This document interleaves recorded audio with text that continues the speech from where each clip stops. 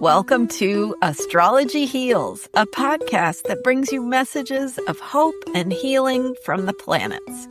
I'm your host, Marina Ormes, author and founder of Astrology Heals. I'm an evolutionary and transformational astrologer of over 30 years. My purpose is to help you live your authentic truth with clarity, courage, and creative power.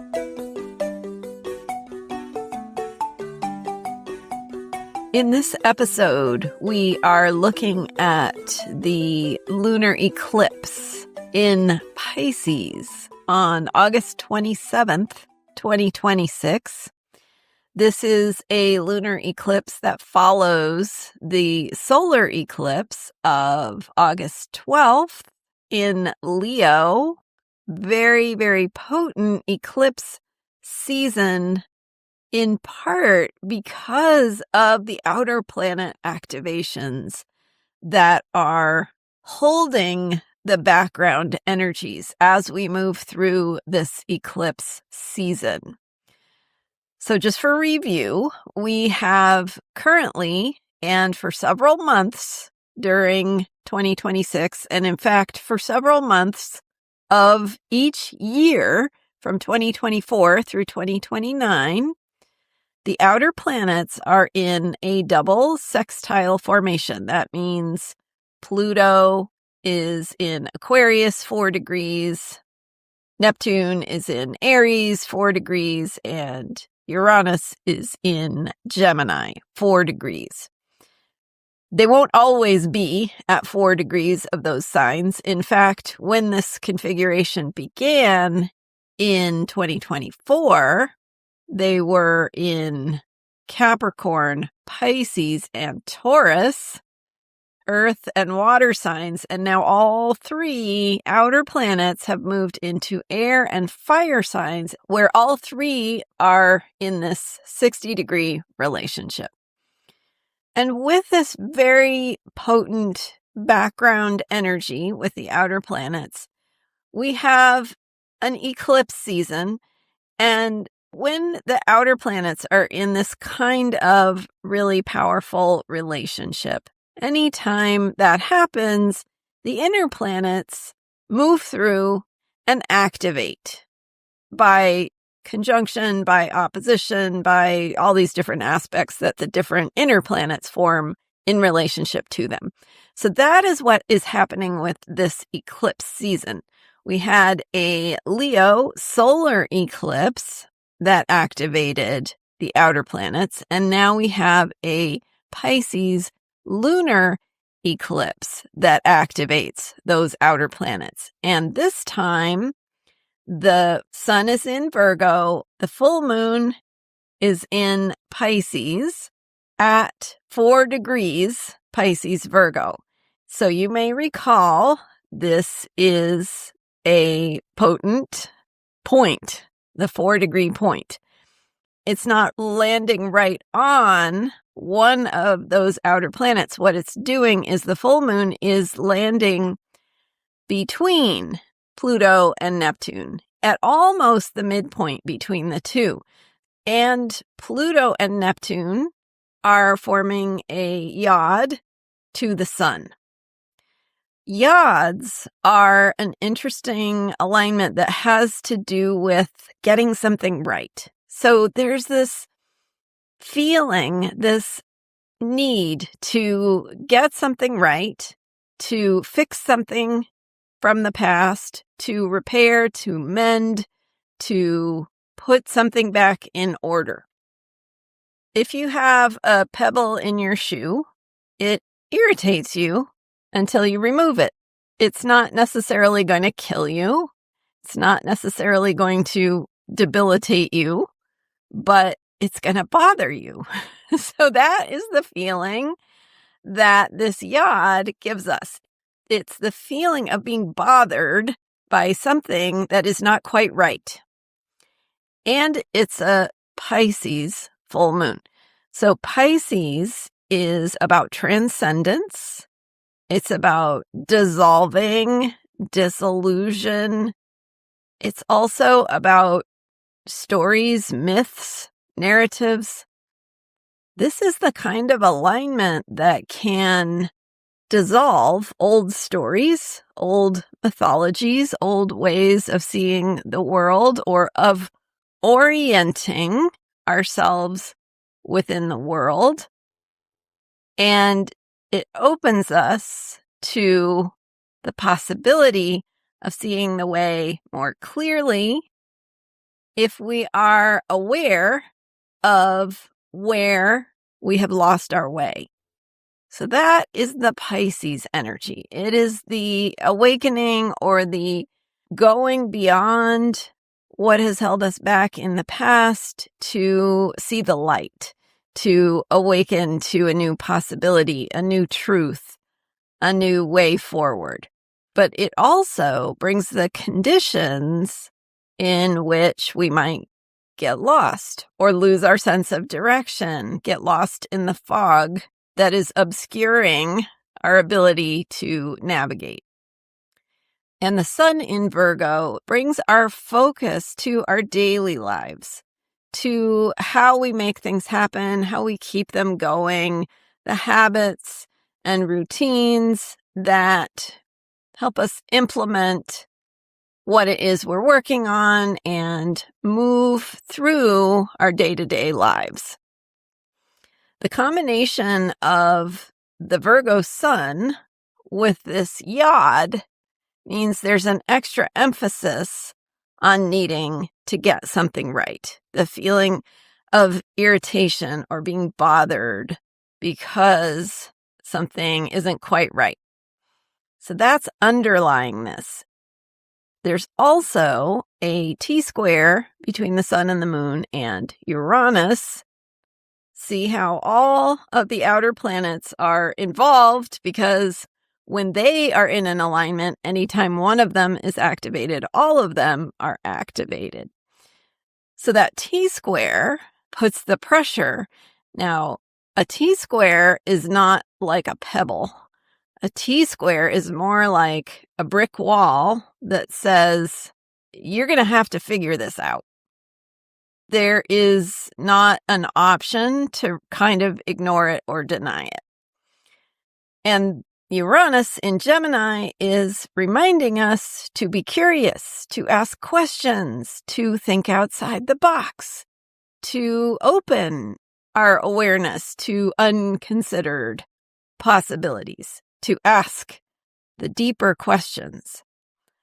And it gives us a little bit of information about how to best navigate this experience of losing our way or needing to see things differently or more clearly.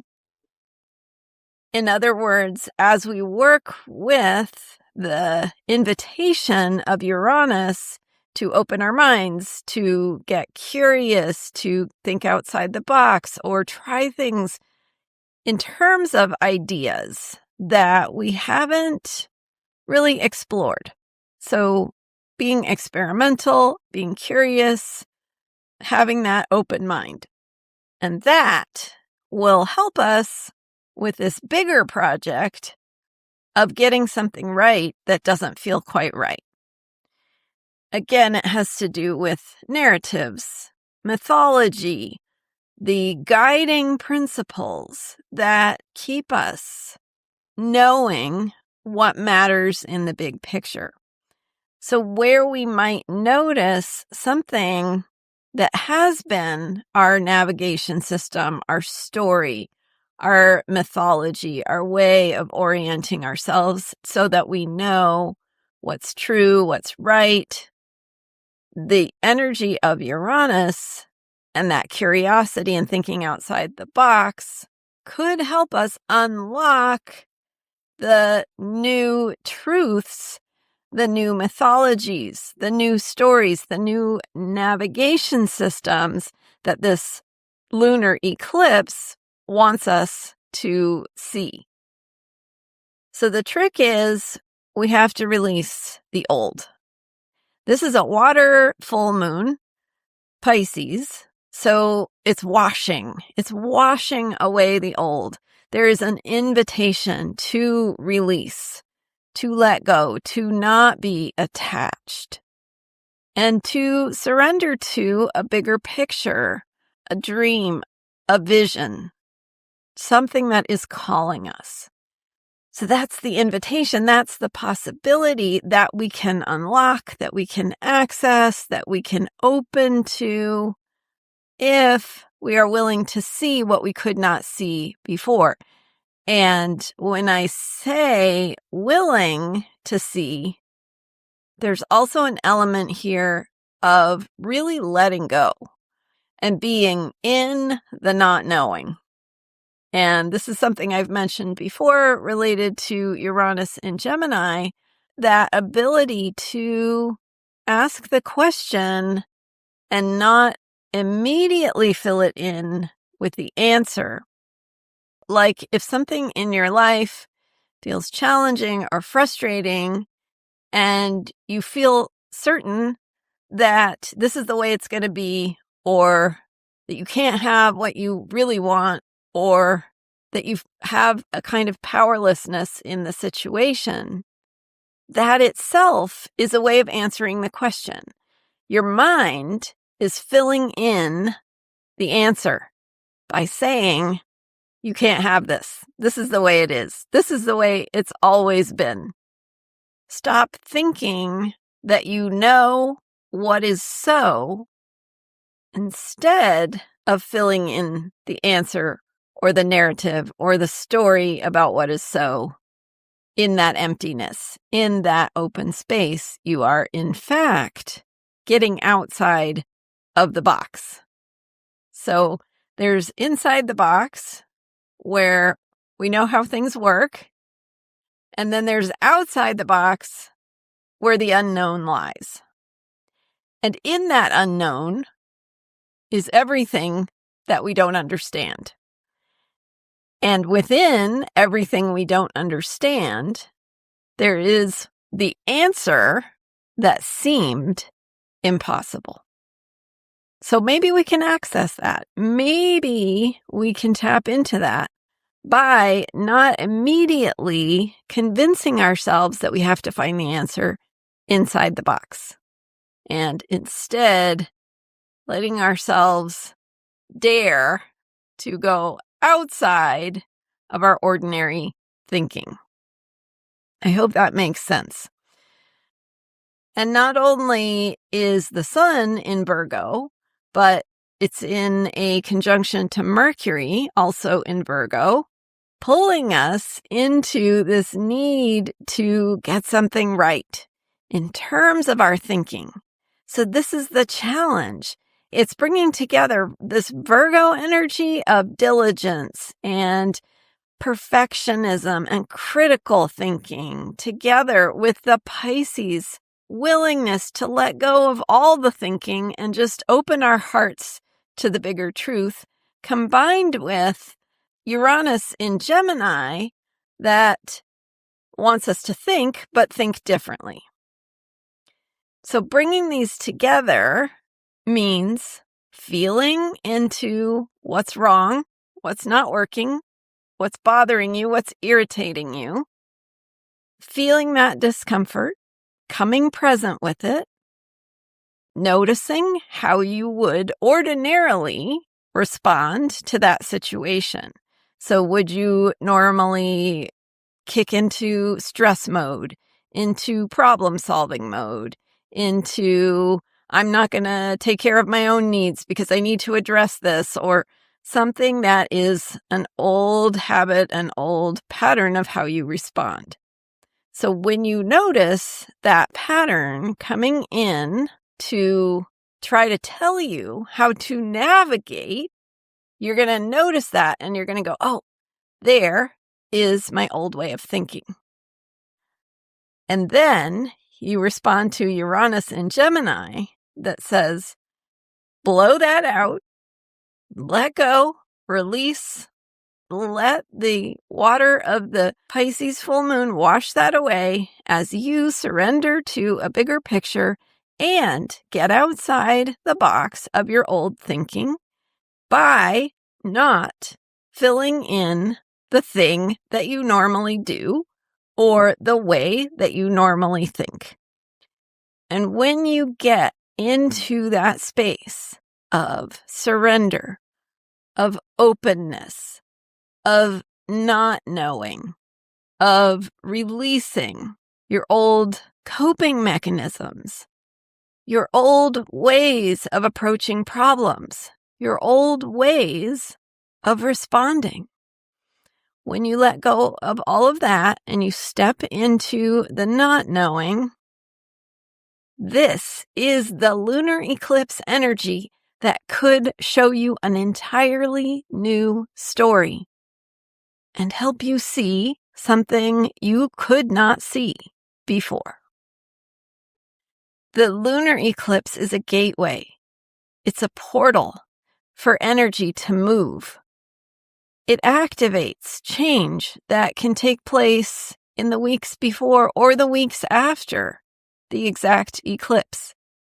This eclipse follows the solar eclipse in Leo of August 12th that was about being full of yourself, shining your light, expressing yourself, expressing your truth, noticing how you are showing up and sharing and being out loud in the world and noticing what you like and appreciate about that and what you don't, or what is not working about how you express yourself. That is what came to the surface with the solar eclipse. And now that comes to a culmination point in this moon cycle with the full moon and another eclipse. So this eclipse is about releasing the stories of the past and opening to a new story, letting yourself be guided by those bigger forces that you do not understand, whether that is spirit guides or higher wisdom or your own inner truth or your own religious beliefs. It's that higher power experience, the experience of opening to the universe and the transcendent truths that are held within the expansive universe beyond the here and now and our day-to-day lives. This eclipse brings a potent opportunity to shift our awareness at higher levels. What we know in our hearts can open and awaken to a bigger truth. But we have to be willing to see and release the patterns of the past.